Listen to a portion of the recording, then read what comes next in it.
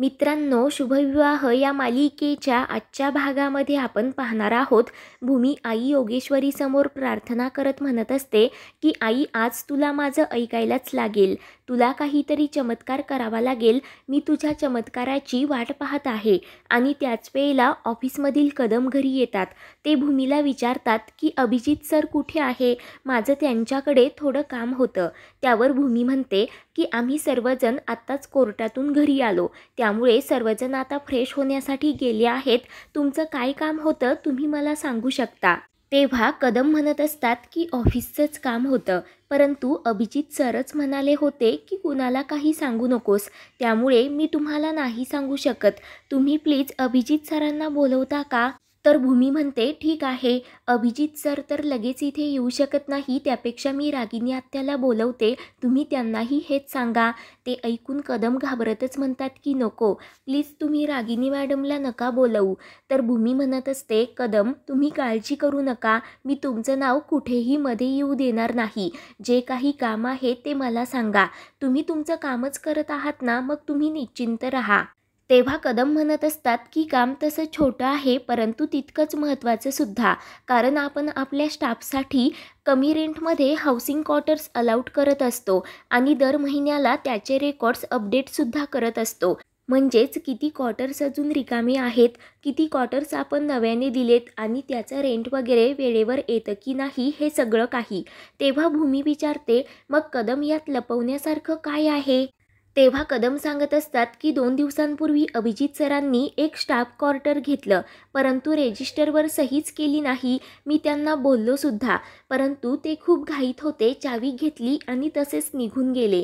Madam, मला सिस्टममध्ये सगळं काही महिन्याला अपडेट करावं लागतं, परंतु त्यांनी ते क्वार्टर कुणाला दिलं, त्यांचं नाव काय ते सुद्धा अजून मला माहिती नाही. आता महिनासुद्धा होत आला आणि म्हणूनच अभिजित सरांची सही घेण्यासाठी मी इथपर्यंत आलो. तेव्हा भूमी विचार करते की अभिजितने हे सर्वंट क्वार्टर नक्की कुणाला दिलं असेल, आणि ते पण या 2 दिवसांमध्ये. यात लपवण्यासारखं काय आहे? तेव्हा भूमी कदमला विचारते की अभिजित सरांऐवजी मी सही केली तर चालेल का? मी त्यांना नंतर सांगते, त्यांनाही काही प्रॉब्लेम नसेल. तर आता कदमसुद्धा होकार देत ते रेजिस्टर सही करण्यासाठी भूमीच्या हातात देतात. तर भूमी विचारते, आपले हे सर्वंट क्वार्टर्स आहेत कुठे? तेव्हा कदम सांगतात की नेहरू नगर 4थी गल्ली, आणि सही घेऊन कदम लगेच तेथून निघून जातात. तर भूमी मनाशीच म्हणते, मला जे वाटतं ते बरोबर आहे की नाही ते एकदा मला पडताळून पाहावंच लागेल. म्हणून भूमी लगेच प्रशांतला फोन करते आणि त्याला सर्व काही प्लॅन सांगते. तर दुसरीकडे रागिनी अभिला विचारते की ती सोनल आहे तरी कुठे? अभि सांगतो, आपण ठेवलं तिथेच. रागिनी म्हणते, मग आता तिला दूरच्या प्रवासाला पाठवून दे. अभि विचारतो, म्हणजे फॉरेनला का? तर रागिनी चिडूनच म्हणते, अरे मूर्खा, वैकुंठाला.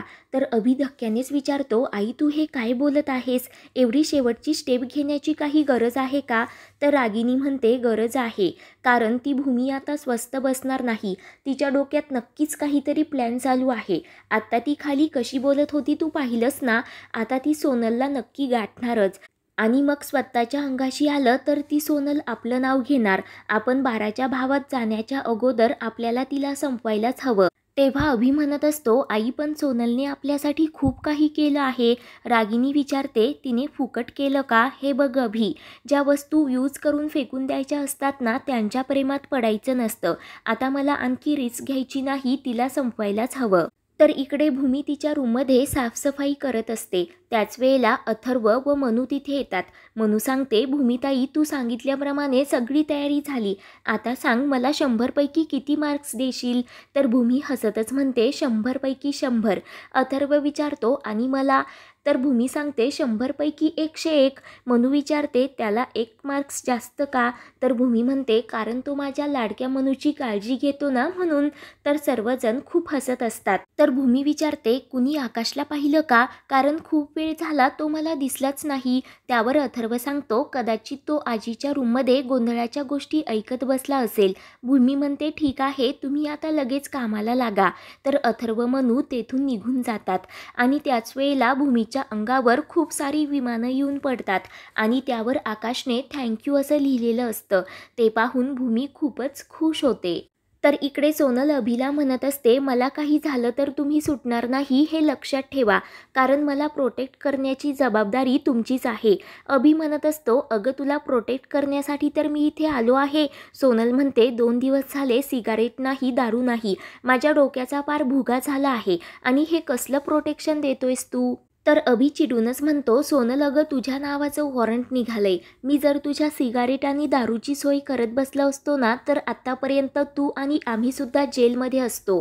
तर सोनल म्हणत असते, मग तो तुझा प्रॉब्लेम आहे, माझा नाही. अशा अवस्थेमध्ये मी आणखी जास्त दिवस नाही राहू शकत. अरे मी एक माणूस आहे, जनावर नाही असं पिंजऱ्यामध्ये बांधून ठेवायला. तर अभि म्हणतो, तुला कायमचं एखाद्या सेफ ठिकाणी पाठवण्यासाठीच मी इथे आलो आहे. सोनल विचारते, म्हणजे? त्यावर अभि सांगतो की पोलीस तुझ्या मागावर आहेत, कधी पण तुला पकडू शकतात.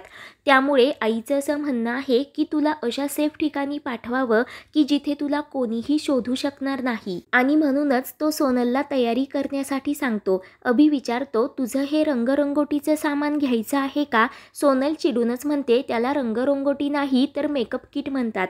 अभि म्हणतो, ते काय आहे ना, तू सरड्यापेक्षा सुद्धा जास्त रंग बदलतेस, म्हणून मी रंगरंगोटी म्हणालो. आता तू बघतच राहा मी काय करतो ते.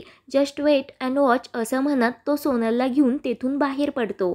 तर इकडे आकाश म्हणत असतो, सायकल राणी, जेव्हा तू स्माईल करतेस ना तेव्हा खूप छान दिसतेस, मला खूप आवडतेस, मग मला तुझा फोटो काढावासा वाटतो. तू हसलीस ना तर मला सुद्धा हसू येतं आणि तू त्या बॅड सोनलपासून मला वाचवलंस ना, म्हणून मला तुला थँक्यूसुद्धा म्हणायचं होतं. तेव्हा आकाश लाडानेच भूमीच्या गालावर स्केच पेनने ओरखडे मारतो. तर भूमी आकाशच्या मागे पळू लागते. तर आकाश प्रेमानेच भूमीच्या गालावरील तो रंग पुसत असतो. भूमी एकटक आकाशकडे पाहू लागते. त्यानंतर भूमी म्हणते, आता तू गोंधळासाठी तयार हो, आता वेळ होतच आली आहे. तेव्हा आकाश विचारतो, सायकल राणी, गोंधळ म्हणजे पूजाच असते ना, मग त्यासाठी काय एवढं तयार व्हायचं? त्यावर भूमी म्हणते, का कुणास ठाऊक, पण मला असं वाटतं आजचा दिवस खूप वेगळा आहे. आज काहीतरी नवीन घडणार आहे.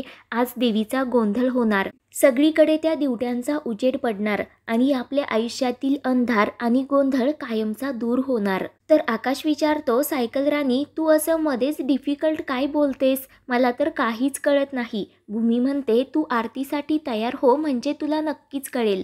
तर आकाश लगेच तेथून निघून जातो. तेव्हा भूमी प्रशांतच्या फोनची वाट पाहत असते. ती मनाशीच म्हणते, आई, माझा तुझ्यावर विश्वास आहे.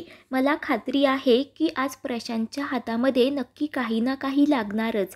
त्यानंतर इकडे घरात गोंधळाला सुरुवात होते. सर्वजण मनोभावे मन लावून तो गोंधळ ऐकत असतात, पूजा करत असतात. तर दुसरीकडे अभिजित सोनलची बॅग गाडीमध्ये ठेवतो आणि सोनलला घेऊन तेथून जाण्यासाठी निघतो.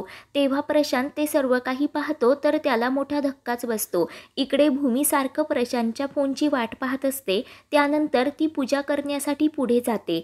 तर प्रशांत हा भूमीला फोन करत असतो, परंतु भूमीचा फोन मात्र तिथे सोफ्यावरच असतो. तर भूमी गोंधळामध्ये पूर्णपणे मग्न झालेली असते. तर इकडे प्रशांत सोनल आणि अभिचा पाठलाग करत असतो. मित्रांनो, पुढील भागामध्ये आपण पाहणार आहोत की भूमी शेवटी दुर्गा अवतार धारण करून अभिला रक्तभंबाळ करत त्याला ओढतच घरी घेऊन येते आणि त्याच्या सर्व गुन्ह्यांची स्वतःच्या तोंडून कबुली द्यायला सांगते.